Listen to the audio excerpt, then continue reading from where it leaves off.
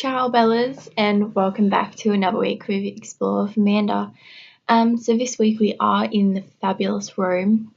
So Rome is of course the capital city of Italy, and it also serves as the capital of the Lazio region. And it has over 2 million residents in it. So Rome's history spans for more than 2,500 years. I don't think that would come as a surprise to anyone. I mean, how often do we hear the Romans founded that? And that comes from the Romans naming it and different things like that. Like I can already think of when I did London and Paris, there was a few things that the Romans named in there. So it's not a surprise that Rome is often considered as one of the birthplaces of Western civilization and culture for that reason, because they definitely had a lot to put in. And it's quite ancient, when you hear ancient Rome, it really is. So it's really interesting. And there's a lot of speculation about the name Roma or Rome. So many believe that it comes from their first king Romulus, but on the flip side, a lot of people argue that Romulus comes from Roma.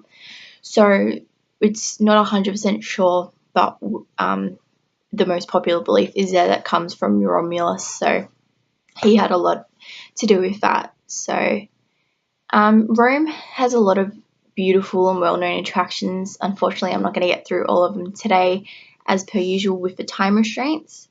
But I've also tried to integrate some popular culture and some movies like what I did with London. So don't forget to let me know in the comments below if you like this or if you just want me to focus on more of the architecture and things like that.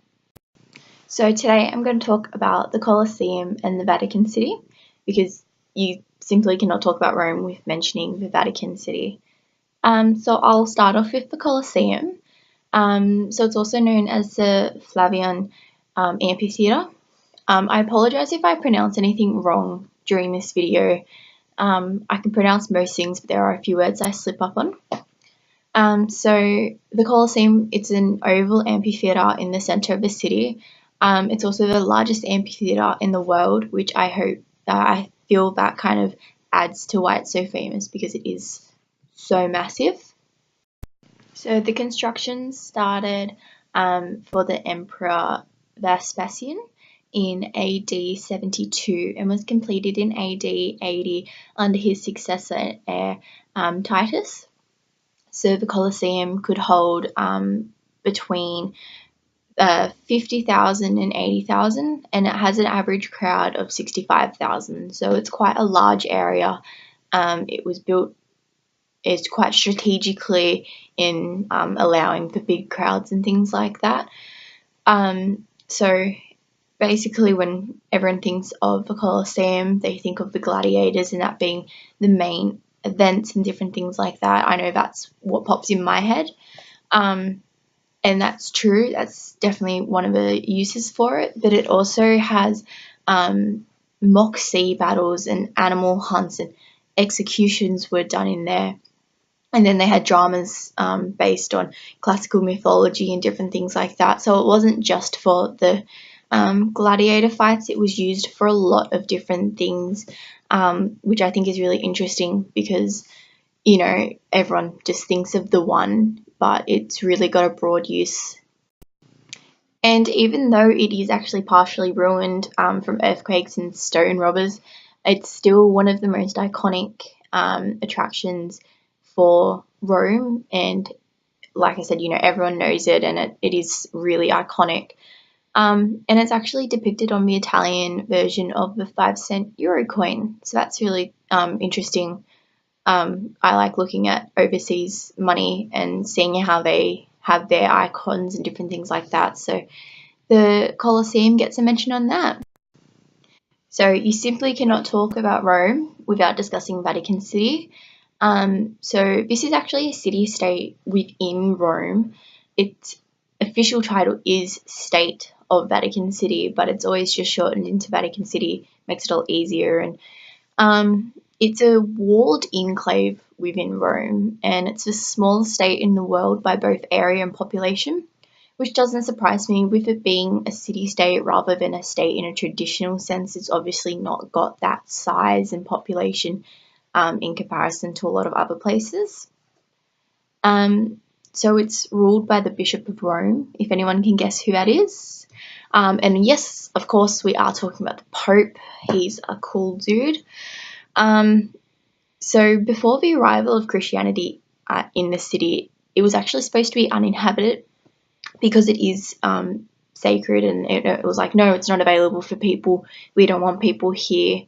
But of course, when the Christians came in, the rules varied, and it's of course still such a sacred place and has a lot of meaning to it, but now there are people in it.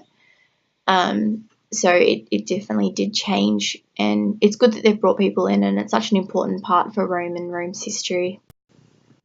So like I said, the Vatican City is quite a religious aspect of Rome. It has a lot of religious cultural sites within it. You've got St. Peter's Basilica, the Sistine Chapel, and different things like that. I'm not going to be able to get through all of them, so I'm just going to talk about just those two because they are the main ones. So St. Peter's Basilica is an Italian Renaissance church. It's considered to be one of the most renowned works of a Renaissance architecture, and it was primarily designed by Michelangelo, Dante Bracamin, Carlo Mendrion, and Giuliano Lorenzo Bernin.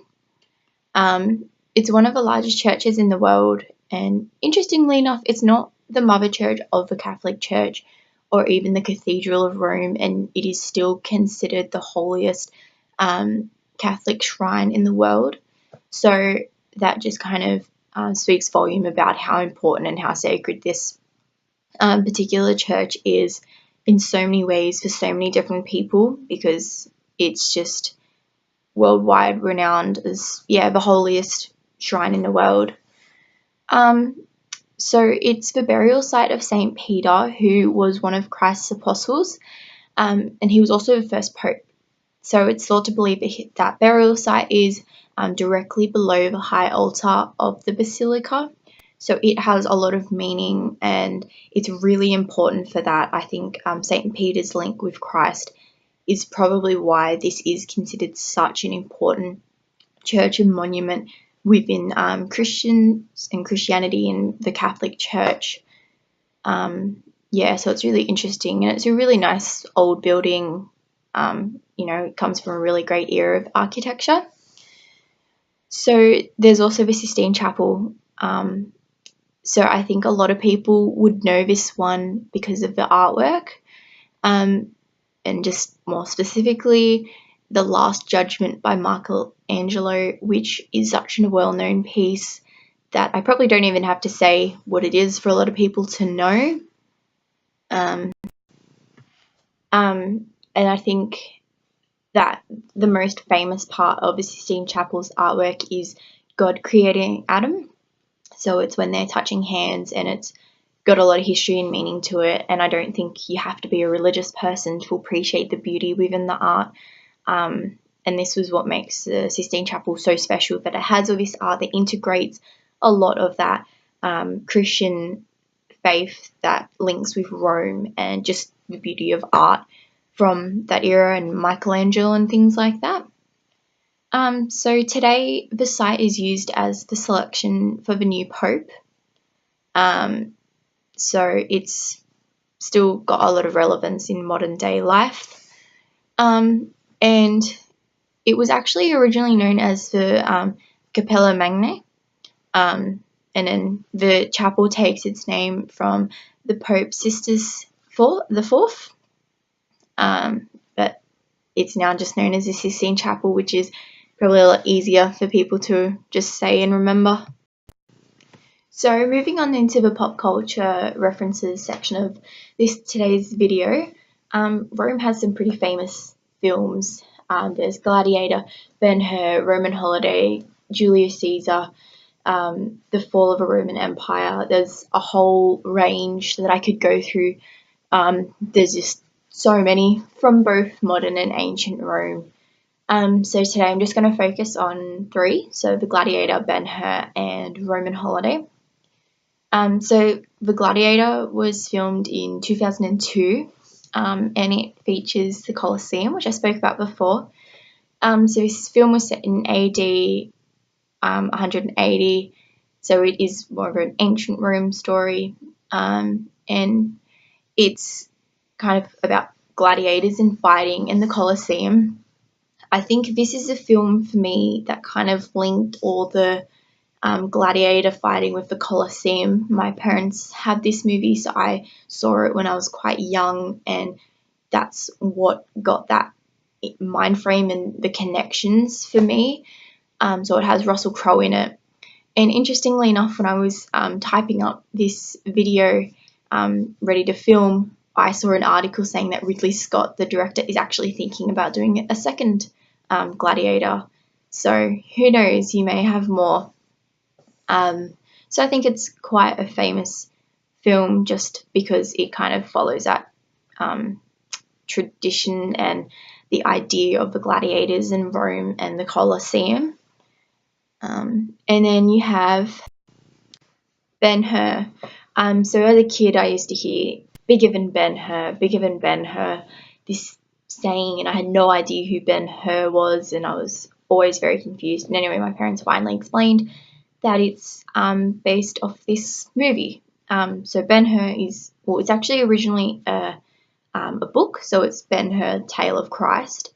Then there was a 1925 silent film based off the book, but it's the 1959 film that basically everyone knows.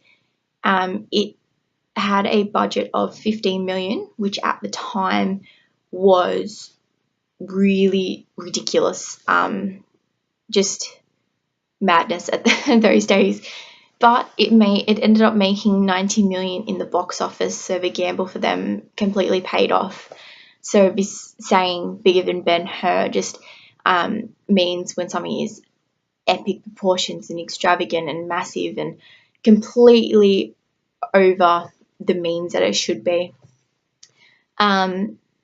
So there was actually another remake in 2016, however, that did not make as much money. It kind of was considered a bit of a box office flop. Its budget was 100 million, not including marketing and distributing, and it only ended up making 94 million. So a lot of people kind of called it a reimagined adaptation version, and I don't think it was as well received.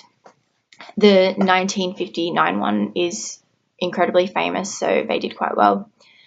And then Roman Holiday. This is one of my favourite movies. Yes, it has Audrey Hepburn in it and Gregory Peck, who most will know from To Kill a Mockingbird. So this was released in 1953, and Audrey won an Academy Award for it.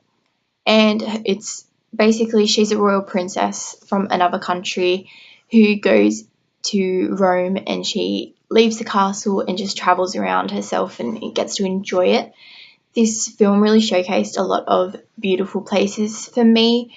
I think this is when I really realised how nice Rome was. So one place that I really liked that they filmed was the Mouth of Truth. It's a marble mask in Rome, which stands against the left wall of the Santa Maria Cosmedin Church. And it attracts a lot of people because there's this superstitious that if you stick your hand in its mouth and you're lying, it'll chop your hand off.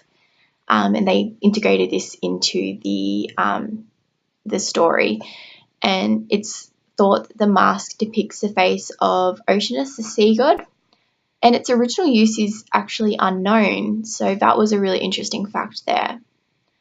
And now for the Tiffany & Co section of this video. So there's 3 stores. You have your flagship, which is called the Rome Condotti, and then there's 2 little retail stores, Presto Coin and one that's simply just known as Rome Tiffany & Co.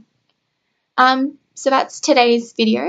Thank you so much for watching. This one was a bit more rushed for time. So just let me know what you think. Don't forget to subscribe and comment below and follow my Instagram, Explore with Amanda. So I will see you all next week. Thank you very much.